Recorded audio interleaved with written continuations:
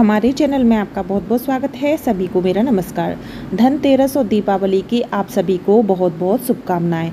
तो आज की वीडियो में हम जानेंगे कि धनतेरस के दिन यम का दीपक हमें कैसे जलाना है, किस दिशा में जलाना है और दीपक जलने के बाद जो सामान बचता है उस सामान का हमें क्या करना है। तो आइए वीडियो शुरू करते हैं। तो देखिए, धनतेरस के दिन शाम के समय यम का दीपक जलाया जाता है। यम का दीपक इसलिए जलाया जाता है कि यम के दीपक जलाने से अकाल मृत्यु का भय खत्म हो जाता है। तो देखिए, सबसे पहले हमें एक इस तरीके का मिट्टी का दीपक लेना है। मिट्टी का दीपक ही लेना है, आपको पीतल का दीपक नहीं लेना है या फिर आपको आटे का दीपक लेना है, क्योंकि ये यम का दीपक होता है तो इसकी जो भी वस्तु बचती है, जैसे ये तेल है, आटा है या कोई भी चीज़ बचती है, उसे हम घर में वापस नहीं रखते हैं, उस चीज़ का हमें विसर्जन करना होता है। तो देखिए, अगर आपके पास मिट्टी का दीपक नहीं है तो आप आटे का इस तरीके से चौमुखा दीपक जला लें। चौमुखा दीपक जलाया जाता है यम का, जो चारों दिशाओं से यमराज हमारी रक्षा करें। तो देखिए, इस तरीके से मैंने आपको बना के दिखाया आटे का दीपक। और देखिए, अगर आप मिट्टी का बना रहे हैं तो देखिए इस तरीके से मिट्टी का दीपक लेना है और बाती हमें इस तरीके से लंबी बनानी है। चौमुखा दीपक का मतलब होता है 4 बाती, चारों तरफ से बाती होनी चाहिए।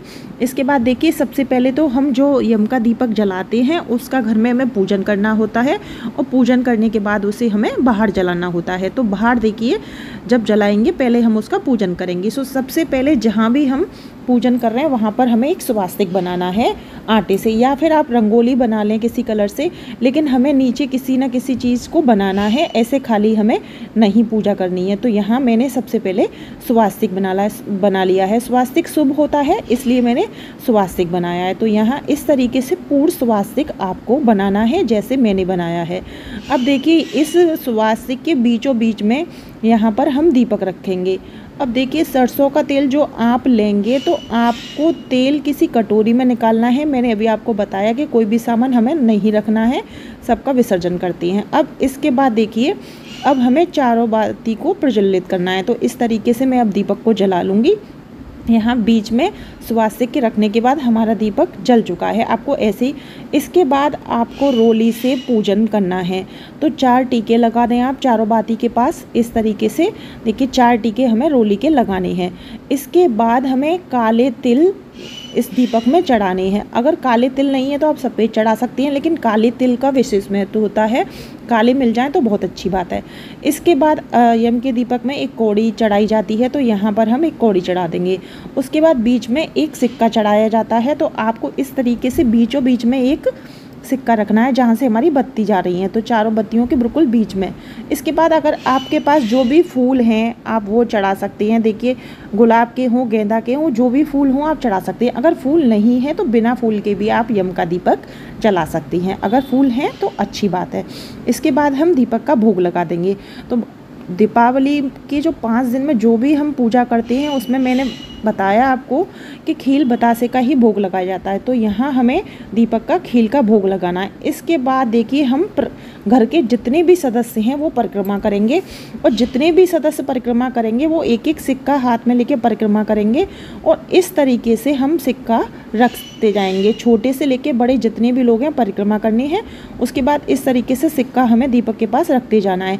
लेकिन इन सिक्कों को हमें घर में नहीं रखना है, इनको हम दान कर देंगे विसर्जन, क्योंकि यम के दीपक की कोई भी चीज़ घर में नहीं रखी जाती है। तो आप इनको दान कर दें, इनको घर में ना रखें। तो इस तरीके से हाथ जोड़कर अब हम यमराज जी से प्रार्थना करेंगे कि चारों तरफ से, उत्तर, दक्षिण, पूरब, पश्चिम, चारों दिशाओं से अकाल मृत्यु, दुर्घटना, जिसका भी भय हो, आप उससे हमारी रक्षा करें। तो हाथ जोड़कर हमें यहाँ पर यमराज जी से निवेदन करना है। उसके बाद हमें क्षमा याचना करनी है, और क्षमा याचना करने के बाद आपको 1 लोटा जल लेना है। इस तरीके से आप यम के दीपक को मिनस देंगे। तो यहाँ पानी लेकर हमें दीपक के ऊपर से वार देना है। इसके बाद हम एक प्लेट लेंगे। आप चाहें तो उसमें अनाज का आसन दे सकती हैं और आप चाहें तो फूल का भी दे सकती हैं। दोनों चीज़ मैंने आपको दिखाई हैं। अगर अनाज का दिया है तो उसको आपको पंछी को दूसरे दिन डाल देना है, और अगर आपने फूल का दिया है तो फूल तो अपने आप ही हट जाएंगे। तो इस तरीके से अब हमने घर में इसका पूजन कर लिया है। अब हम इसको घर में नहीं, इसको घर के बाहर जलाया जाता है यम के दीपक को। अब हम चलते हैं घर के बाहर। तो देखिए घर के बाहर जब हम पहुंच जाएंगे तो यम का दीपक जलाया जाता है वो दक्षिण दिशा की ओर होना चाहिए। यम के दीपक का जलाने का जो महत्व होता है, आपको ये देखना है कि जहाँ आप दीपक जला रहे हैं वो दक्षिण दिशा होनी चाहिए। तो देखिए यहाँ पर सबसे पहले यहाँ दक्षिण दिशा मैंने देख ली है, ये दक्षिण दिशा है और ये मेरे घर का मेन गेट का बाहर है। तो यहाँ पर घर से इसे थोड़ी दूरी पर ही जलाया जाता है, मतलब घर के बिल्कुल एकदम बाहर। इस तरीके से अब यहाँ हमने आसन दे के यहाँ पर दीपक को हमने जला लिया है। तो दीपक तो हमने पूजा करके लाए हैं। इसके बाद देखिए यहाँ पर दीपक को हमने रख दिया है। अब यहाँ पर भी हम यमराज जी से हाथ जोड़कर प्रार्थना करेंगे कि चारों तरफ से, चारों दिशाओं से आप हमारे घर की रक्षा करें, हमारे घर में कोई भी अकाल मृत्यु या कोई भी दुर्घटना ना हो। तो यहाँ पर बैठकर आपको ज़्यादा देर नहीं बैठती हैं, क्योंकि यम का जो दीपक होता है उसे जलते हुए ज़्यादा देर देखना शुभ नहीं माना जाता है। दीपक इस तरीके से स्थान देने के बाद बस आपको हाथ जोड़कर यमराज जी से निवेदन करना है। उसके बाद आप दीपक को रखकर अंदर आ जाएंगे, क्योंकि दीपक को जलते हुए नहीं देखा जाता है। और यह दीपक आपको तब जलाना है जब आपके घर के सदस्य सभी अंदर आ जाएं, क्योंकि इस दीपक को जलते हुए नहीं देखा जाता है। और इस दीपक को अगर 10 बजे तक शाम, वैसे तो रात को जलाया जाता है 7 से 8 के बीच में, अगर 10 बजे तक भी आपके घर में सब आ जाते हैं तो आप 10 बजे तक इसको जला सकती हैं। कोशिश कीजिएगा कि यम का दीपक जलने के बाद घर से बाहर कोई ना निकले। दूसरे दिन जब दीपक शांत हो जाएगा तो आपको कौड़ी, सिक्का, दीपक सबका विसर्जन कर देना है, क्योंकि यम के दीपक की कोई भी चीज़ घर में नहीं रखी जाती है और यम का दीपक घर की सबसे बड़ी महिला जलाती है। तो इस तरीके से हमें धनतेरस के दिन यम का दीपक जलाना है। वीडियो पसंद आई हो तो चैनल को सब्सक्राइब करें। राधे राधे।